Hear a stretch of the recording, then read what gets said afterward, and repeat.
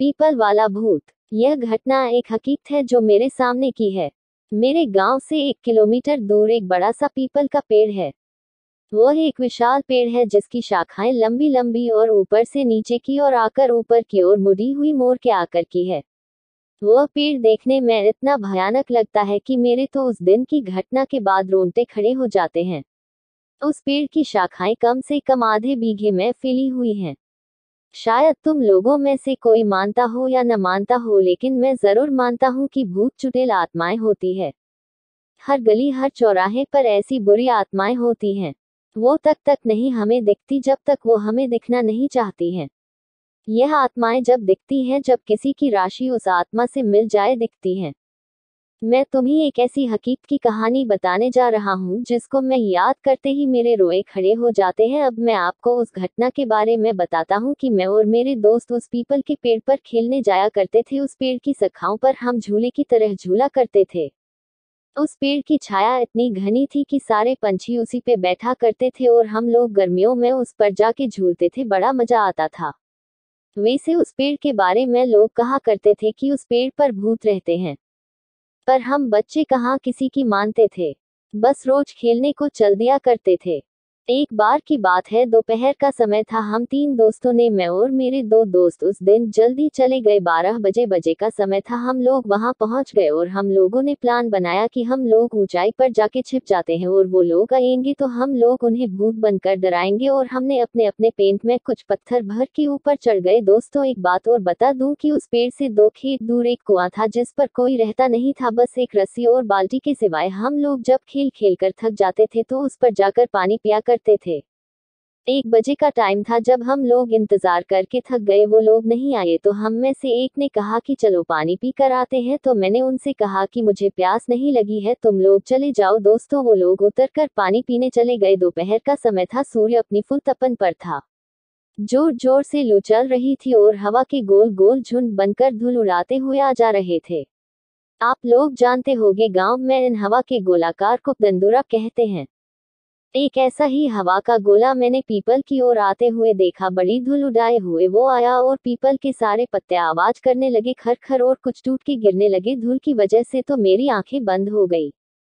सारे पंछी उड़ गए एकदम। मैंने जब आंखें खोली तो क्या देखता हूँ, एक काली सी शक्ल का बड़े बड़े बालों वाला और इतना डरावना इंसान मेरे सामने वाली डाली पर बैठा है। एकदम मेरे डर के मारे हाथ छूट गए और मैं नीचे जा गिरा। नीचे गिरते ही मैं बेहोश हो गया। जब मेरी आंखें खुली तो देखा कि मेरे दोस्त पानी पीकर लौट आए हैं। मुझे उठाकर उन्होंने मुझे बिठाया नीचे। पीपल के पत्ते काफी इकट्ठे हुए थे, इसलिए मेरे ज्यादा नहीं लगी, बस मेरे पैर से थोड़ा सा खून निकल आया था। जब मेरे दोस्त ने पूछा कि क्या हुआ तो मैंने उन्हें बताया कि अभी इस पेड़ पर मैंने भूत देखा है। सारे दोस्त समझ रहे थे कि अजय हमें डराने की कोशिश कर रहा है। उन्होंने कहा, लगता है तुझे प्यास लगी और तू ऊपर से इसलिए गिर गया है। उन्होंने कहा, जा तू पानी पीकर आ, तब तक हम यहीं बैठे हैं।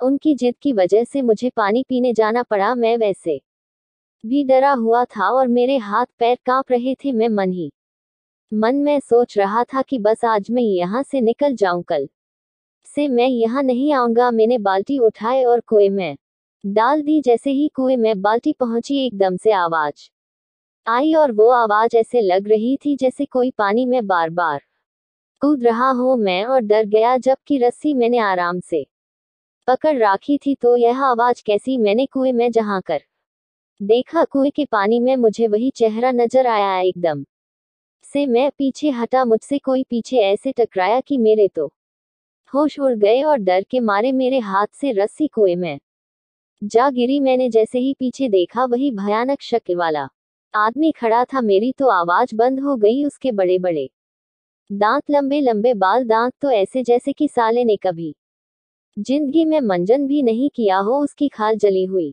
सी जैसे कि कोई जला हुआ इंसान। इतना डरावना लग रहा था कि मैं तो बस, मेरी आंखें खुली थी, बस शरीर में कोई जान नहीं थी। बस मैं बेहोश हो के गिर पड़ा। मेरे दोस्त सोच रहे थे कि यह अब तक क्यों नहीं आया। 5 मिनट बाद जब मेरी आंखें खुली तो मैंने देखा कि मैं पीपल के पेड़ के नीचे पड़ा हूँ। तो मैं और डर गया कि मैं यहाँ कैसे आ गया। दोस्त मुझे उठा कर लाए थे। जैसे ही मैं खड़ा हुआ देखा तो मेरे दोस्त खड़े हुए थे और कह रहे थे, लगता है तेरी तबीयत ठीक नहीं है, तुझे पहले बताना चाहिए था, हम पानी ले आते, कहीं तू कुएं में गिर जाता तो हमारे घर वाले तो हमें भी जान से मार देते। मैंने उन्हें बताया कि मेरी तबीयत खराब नहीं है, मैंने सचमुच भूत को देखा है।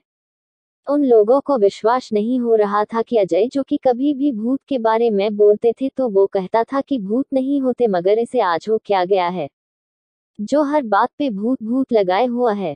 भाइयों, अब तक 2 बज चुके थे। हमारे दोस्तों का आने का समय हो गया था।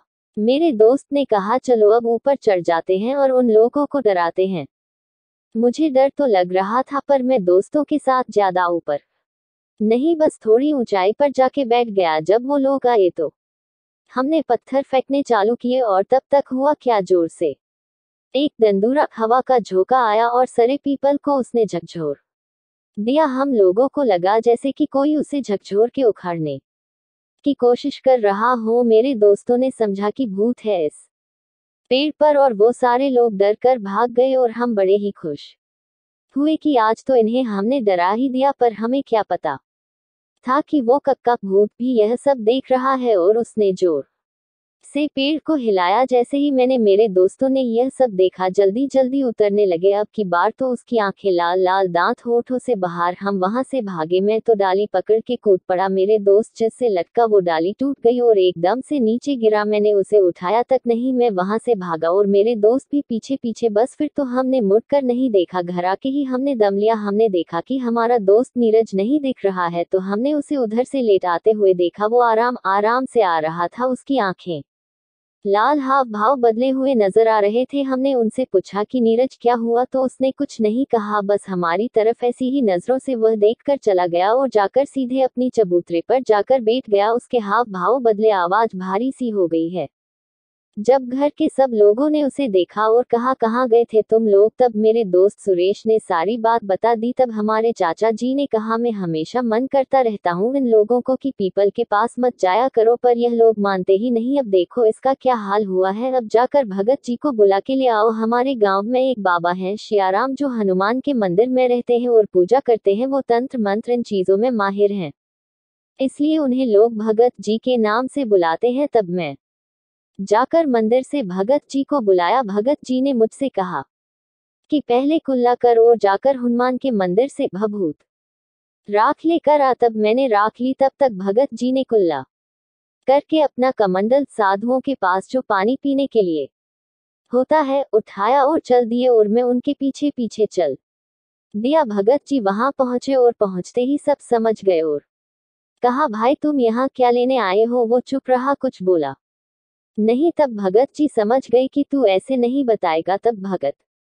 जी ने धरती के पैर छूकर बैठकर मुझसे राख मांगी। मैंने उनको राख दे दी। तब उन्होंने कुछ मंत्र बोला कर उस राख को उसके ऊपर फेंक दिया और कुछ कमंडल से जल के छींटे मारे। तक उसका कान पकड़ के बोले, बता तूने इस लड़के को क्यों पकड़ रखा और कौन है तू और कहाँ से आया है। तब उसने बताया कि मैं पास के पीपल के पेड़ पर रहने वाला भूत हूँ। यह लोग मुझे दोपहर के समय सोने नहीं देते थे, इसलिए मैंने इनको डराया और इसको पकड़ लिया। भगत जी बोले, तू पीपल को छोड़ और कहीं दूर जंगल में चला जाओ, और वो पीपल बच्चों के खेलने के लिए है, पर मैं कहाँ जाऊंगा। तब भगत जी ने कहा कि तू ऐसे ही चला जागेगा या फिर निकालूं अपना वज्र। और भगत जी की आंखें लाल हो गई। तब भूत ने कहा, आप मेरा कान छोड़ोगे तभी तो मैं जाऊंगा। देख कितना अच्छा बच्चा है, इतना जल्दी समझ गया। एकदम नीरज हिला और वो नॉर्मल हो गया, जैसे कि अभी सोकर जगा हुआ है। तब भगत जी ने कहा, जाओ, अब पीपल वाला भूत भाग चुका है, अब तुम कभी भी जाकर उस पेड़ पर खेल सकते हो।